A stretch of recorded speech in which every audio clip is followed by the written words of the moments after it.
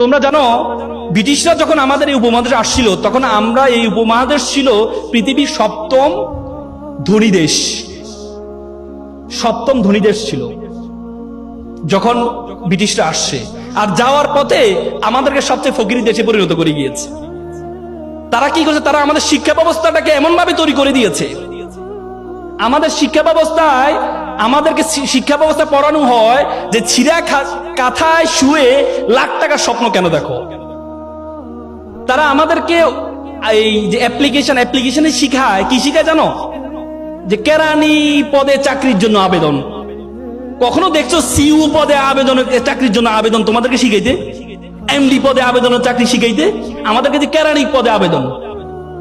তার মানে ব্রিটিশরা আমাদের মাথায় ঢুকিয়ে দেয় তোরা ফকিরের জাতি, তোরা ফকিরের জাতি, তোরা চিন্তা করবি কেরানি পর্যন্ত, একটা প্রধান হওয়ার জন্য চিন্তা করবি না। আমরা সেই মেন্টালিটি নিয়ে আছি। বড় স্বপ্ন দেখতে পারি না, এমডি হব সে স্বপ্ন দেখতে পারি না, বড় ব্যবসায়ী হব স্বপ্ন দেখতে পারি না।